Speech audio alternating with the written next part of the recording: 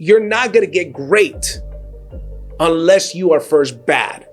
You've got to go out there and fail often. And then you'll get good at the thing. If you're looking to be successful, weekends, you should be working weekends. For the majority of businesses, weekends are the big separator. My thought process was I started hanging out with people that were winners. I started hanging out with people that believed big. I started hanging out with people that donated money. I started hanging out with people that celebrated me instead of tolerated me. No, I'll challenge you to investigate how they were before, or look at people that you see that are on the way up. Chances are that they have a great attitude. The majority of the time. The time is never going to be a perfect time. Action. I teach my team to be explosive. We call it TNT. Today, not tomorrow. What's up, family, and welcome to the Driven Not Given podcast. And in this episode, I'm going to do a book review on one of my favorite all-time books, which is The Science of Getting Rich by Wallace D. Wattles. I first read this book. One of my friends at the time, he was making $400,000 per month. And he's a big fan of Think and Grow Rich, which I think most entrepreneurs have heard of that book or read the book. And he tells me, this was about 2010. And he says to me, well, not to me, but on a stage in front of probably 400 or 500 people, he says that the book he was going to train on that particular day was The Science of Getting Rich. And the name itself intrigued me. So I sat through the training and I was impressed. I let her bought the book. Not only that, this guy was a result. This guy is an immigrant from Honduras, didn't even speak English. He had very, very broken English. Okay, some would argue, no, that guy doesn't speak English. But yet he was making $400,000 per month. Now he owns a couple of McDonald's around the world. He owns like literally acres and acres of farms and coffee beans and all kinds of stuff.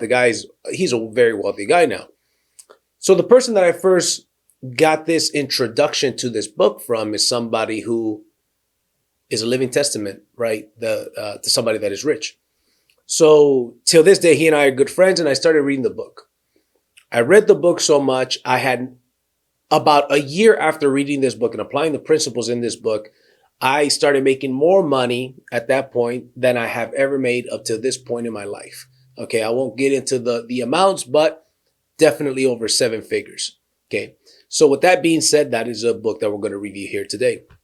So with that being said, I want to start off by in the beginning of the book, it says, there is a science to getting rich, and it is an exact science, like algebra and arithmetic. There are certain laws which govern the process of acquiring riches.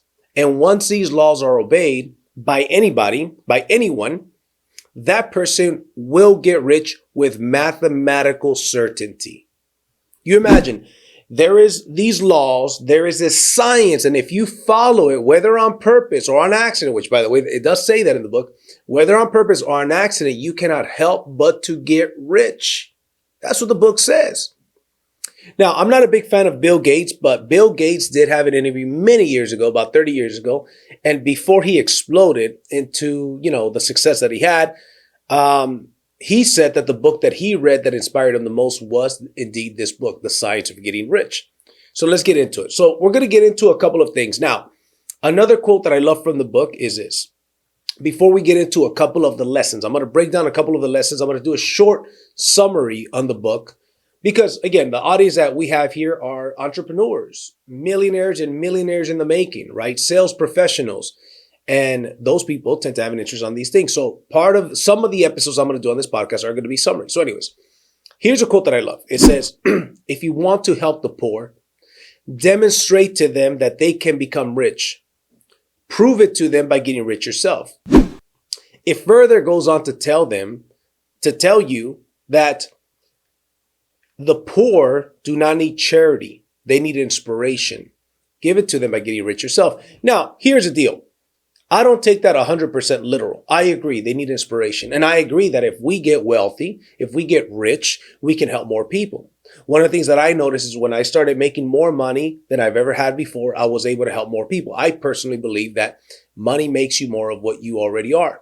If you're a mean, evil, person that doesn't care about others, then it's just going to show even more with money. But if you're the type of person that does like to help other people and does care about others and you're a kind-hearted person, I think that money will highlight those things, right?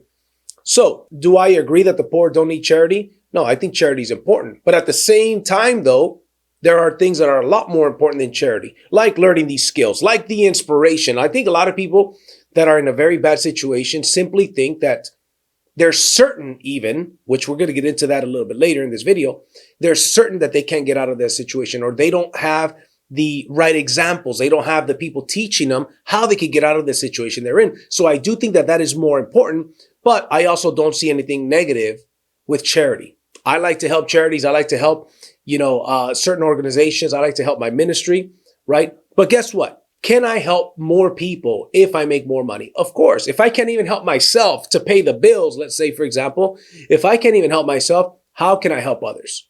It kind of reminds me of being on an airplane. When you get on an airplane, they'll tell you when they're explaining before you take off that in case of an emergency, the things will come down for oxygen. I don't know what they're called. And they tell you specifically every single time, every single airline, that in case of that emergency, you put it on yourself first. Then you put it on your child or on whoever's traveling with you. Now, why do you think that concept is? Now, if somebody just is thinking from a giving heart, they're going to think, I got to take care of my child first. And that's a noble thing to do. But what happens if I go and I try to put that oxygen mask on my child, and then in the process of doing that, I pass out? Now me and the child are gone. We're goners.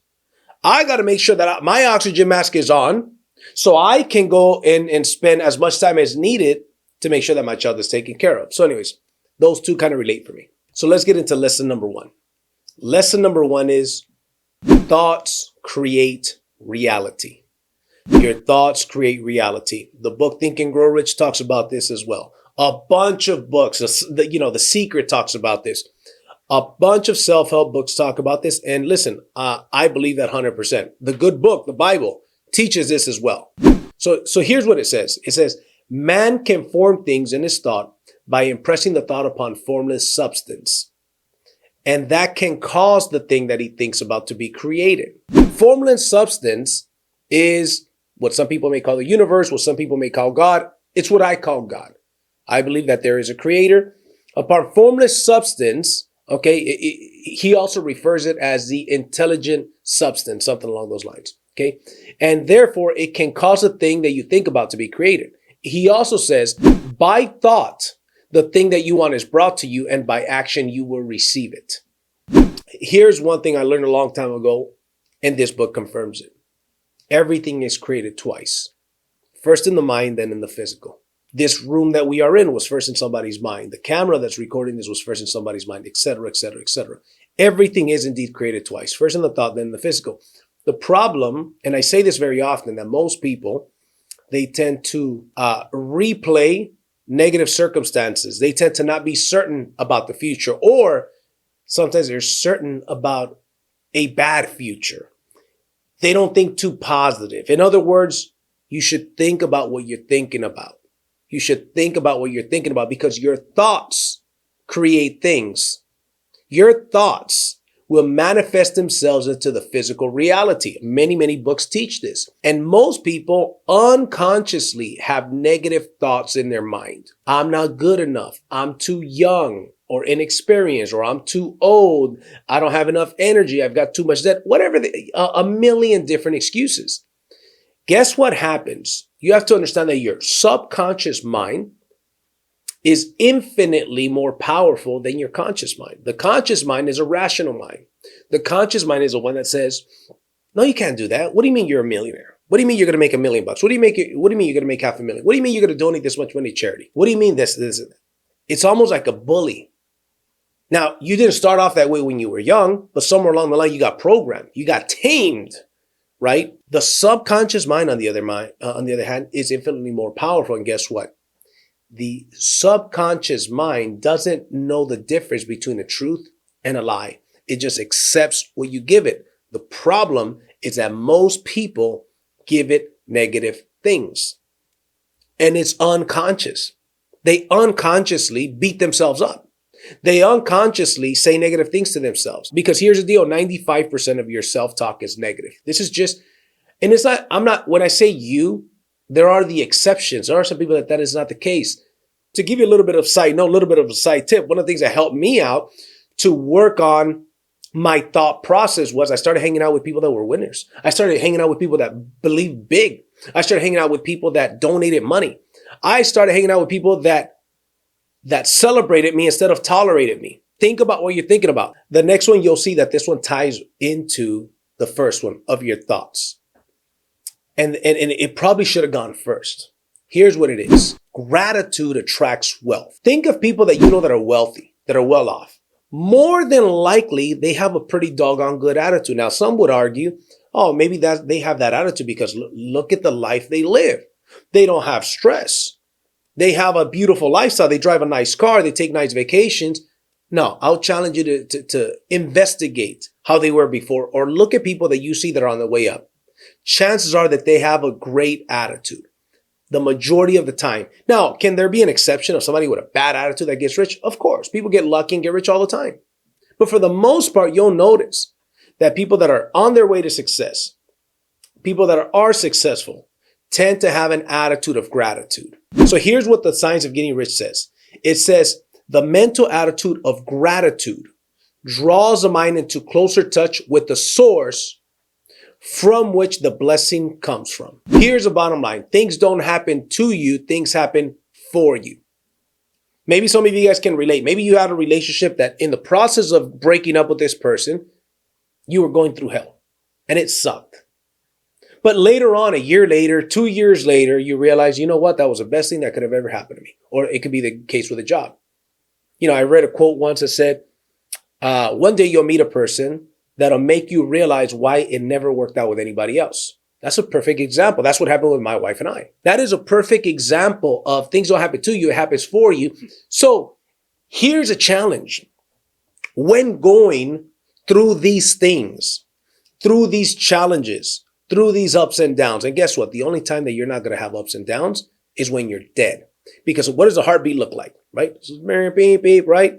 That's what it looks like. The only time you're not going to have this is when you're dead. Because what does a heartbeat look like when they're dead? It's just one straight line. So guess what? Quit wanting what you don't want. Unless you want to be dead, right? Quit wanting what you don't want because guess what? This is a part of life. Challenges are a part of life.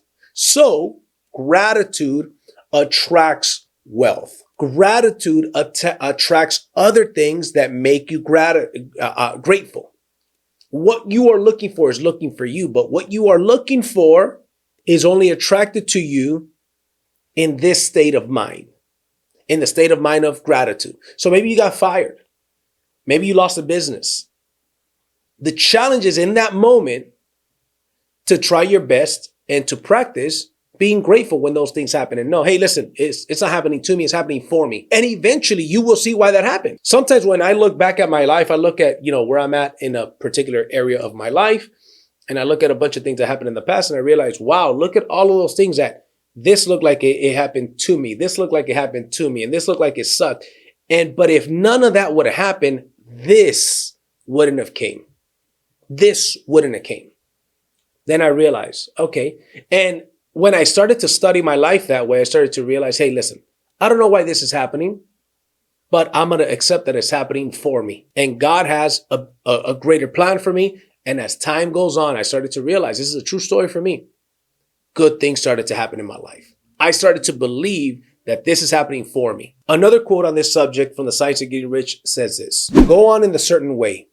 And if you do not receive that thing, you will receive something much better. Then you will see that the seeming failure was really a great success. Sometimes we're going to go in a certain direction and not achieve the thing that we wanted. And later on, we will realize why that didn't happen. Okay, a friend of mine talks very often about a building that he really wanted, and he believed that it was his building, and it didn't happen. He was practicing these things. And he says, you know what? It is what it is. I'm sure I'll find something better. And he says, don't get me wrong. I did have doubt that I was going to find. I could not imagine I'm going to find something better. But I was going to still find something that was good. Turns out he found a better location, better building, nicer building, bigger, at a better price. He says, literally, almost every aspect of that building was better than the older building. But at the moment of not getting that first building, it didn't seem that way. I thought I was going to have to settle for something not as good. The next one is Secrets of the Certain Way. Wallace Wattles in the book talks about the certain way, to act in the certain way. And it's more of, to me, right? It's more of a literal thing, to be certain. If you look at people that are poor or people that are unsuccessful, that continue to fail, in general, throughout their life, do they seem certain? Do they seem certain about what they're doing? Do they have that confidence that they're going to achieve things that they want or be successful? No, they're not very certain people in general. As a matter of fact, they're very uncertain. So what this here says, it says to be certain that you're going to be successful. Okay. It says to have that internal belief that you are certain about what you are doing. For example, I have my goals down. I write my goals down, which is a big key to success. If you don't know where you're going, any road will take you there. There's a study that was done that if you write your goals down and they're written down, that you are 48% more likely to achieve the goal versus not writing them down. So it's one thing to write them down. It's another thing to start to believe not only that you will achieve those goals, but that you are worthy of achieving those goals. You have to believe. Now, imagine the word belief. Belief. There are words and words, and there are secrets in words. The word belief has a word in it called lie. Right smack in the middle of belief is a word lie. So imagine if you are making 100 grand a year and your goal is to make $500,000 a year. You're multiplying it by 5, or $1 million a year. You're multiplying it by 10. Some people that are making, let's say 100 grand a year, they don't believe that they are capable or that they are worthy to make $500,000 a year. But they start to write down their goals. I'm so happy and grateful. Now that December 31st, 2023, I've earned $500,000 in commission. I'm so happy and grateful. Now, when they start to hang around the right people, read the right books, listen to the right information, put in that action, live in the certain way, right?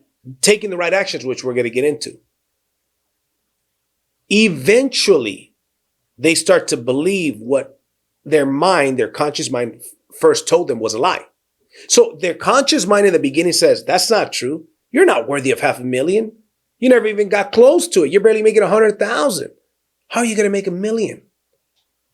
See, that's a conscious mind. But you keep telling the subconscious mind, I'm so happy and grateful now that I am blah, blah, blah. I'm so happy and grateful now that I am the person that deserves to make $500,000, to make $1 million, blah, blah, blah, blah.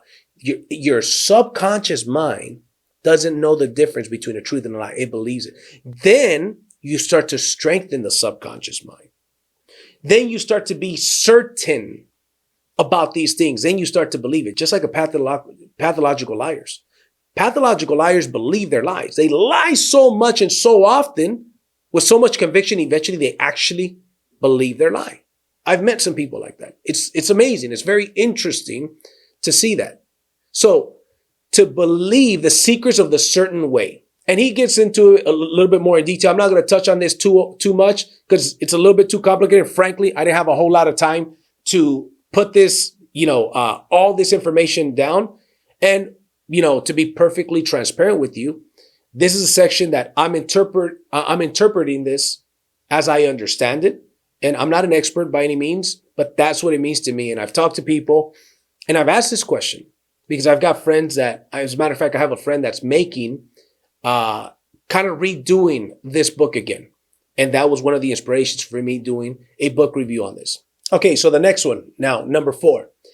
Picture your goals as if you have already achieved them. Notice that right now I just mentioned, I'm so happy and grateful now that I am, now that by December 31st, 2022, 2023, whatever the case may be, I gave that example of somebody making $500,000 a year. Picture your goals as if you already achieved them. And he further goes on to say that do not think of opposites because opposites create doubt.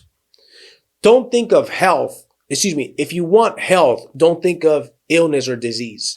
If you want wealth, don't study or think about poverty or debt because that creates doubt, and the doubt is obviously not good. The doubt goes into the subconscious mind. And we mentioned this many, many times, that the subconscious mind is infinitely more powerful than the conscious mind. So he says, know what you want, Write it down as if you already achieved it. Believe it. Be certain of it. We talked about these things, right? And there's no need to study. If you want to achieve wealth, he says, you are not hardened of heart if you do not think about poverty or think about debt. You're not hardened of heart because your focus is on this. And listen, I agree with that. I agree with it to a certain degree, to be perfectly honest. I agree with it to a certain degree.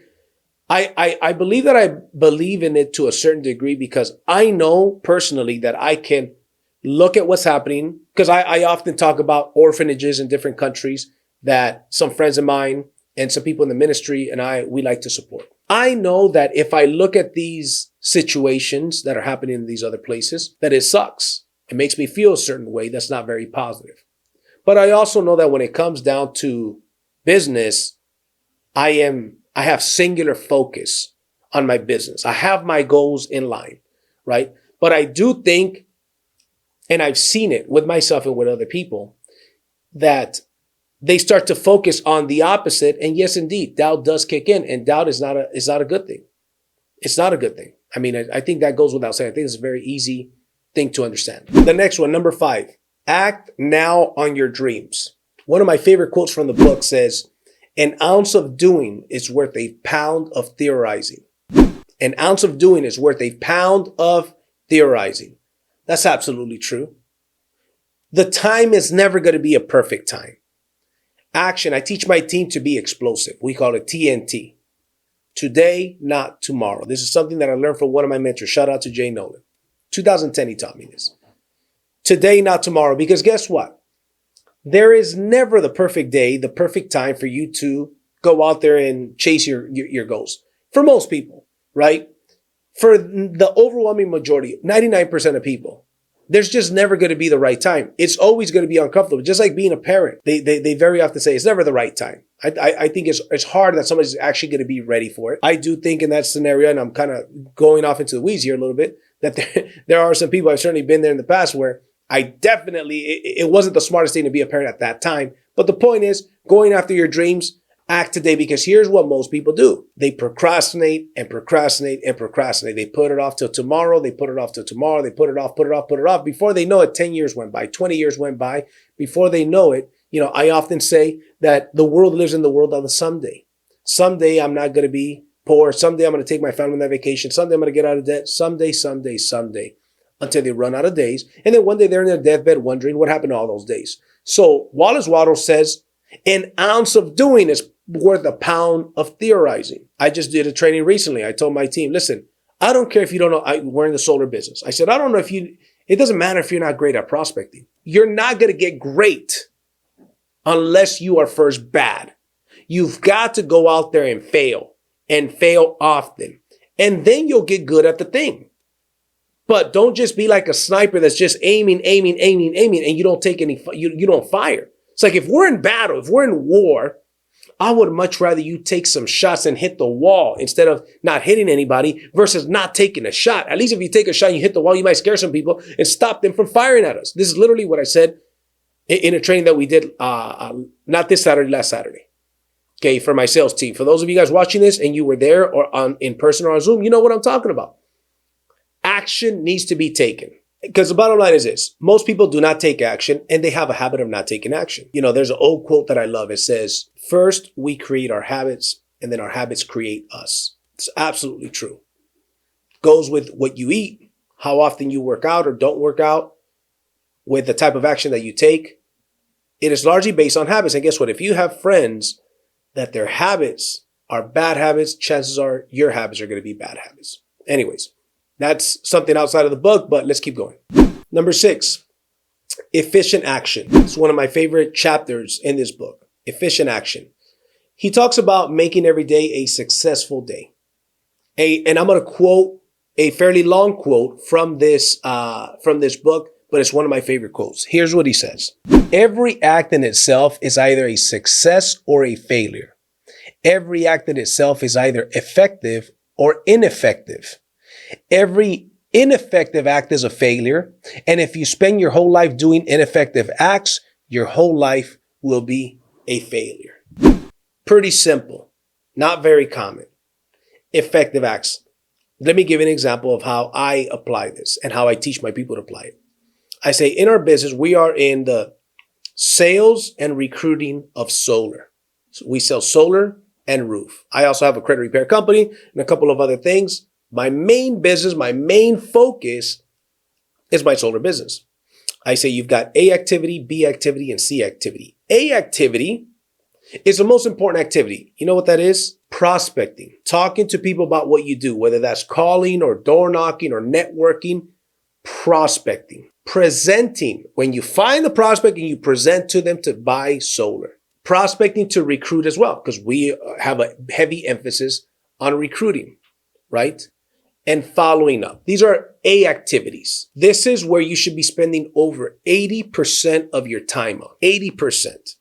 Personally, I just did a video, an episode on how there's 6,000 people in the company, and I was the number one for 2021, the number one mentor, and the number one recruiter for the entire company for all of 2021.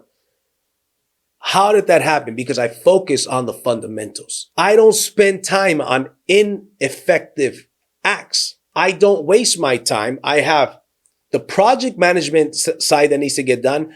I pay people to do that for me because my time is best spent doing a couple of things. Selling, recruiting, and training. That's what I do the most. Sell, recruit, train. That is the highest paid skills in my business and in my industry. That is what I'm the best at. So the rest of the things I delegate. Because I understand what Wallace Wattles is talking about. He says every inefficient act is a failure. And if you spend your whole life doing ineffective acts, your whole life will be a failure. So A activity. Then B activity is, that's when you attend the trainings. Very important. When you attend the trainings, when you do the trainings, following up can be A activity actually. So there's a couple of B activities. And then the C activity. What is the C activity? That's when you're doing the preparation. Maybe you're designing some new business cards or some new signs or, you're doing stuff like that. I tell my people, you shouldn't be doing that during business hours. If you're done by 6 p.m., 7 p.m., 8 p.m., C activity is done after hours. Or maybe on the weekend if you don't work weekends, which by the way, if you're looking to be successful, weekends, you should be working weekends. For the majority of businesses, weekends are the big separator. But the point is, I break it down and I have a system based on my particular business on A activity, B activity, and C activity. Because why? Because I want my team, I want my people to be focused on efficient action. Because we now got over 1,000 people selling solar, right? Nationwide in 2 years, we grew to 1,000 people selling solar. Our goal is 100,000 people. We know what the numbers are. In America alone, there's 90 million people that qualify for zero down solar, and roughly 3 million have gone solar. So there's 87 million people to go solar. We got enough business, not including the roofs that we also get paid on roofs, not including the additional things that we're going to do in the future. We have a vision and we show people the vision and we show people what the efficient actions are. We also recommend books like The Science of Getting Rich. I very often recommend this book. Now, in addition to the A, B, and C activity, I also have something that is called the 8-point system. It is a minimum of 8 points that somebody should generate daily. And we find out what their category is, right? The category is, there's 3 people. There's people who want to supplement their income. There's people that want to replace their income. And then there's people that want financial freedom. Where do you see yourself in those 3?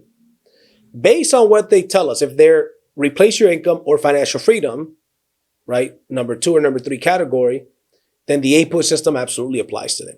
And it shows them, for doing this, you earn 1 point. For doing this, you earn 2 points. For doing these things, you earn 3 points, and so on and so forth. So the goal is a minimum of 8 points daily. What does this do, this 8-point system that we have for our team? It helps them focus on, I know how many points I need to generate throughout the day, and I know what kind of activities and actions generate me the points. So it's a dummy down system. It's not, because here's what happens.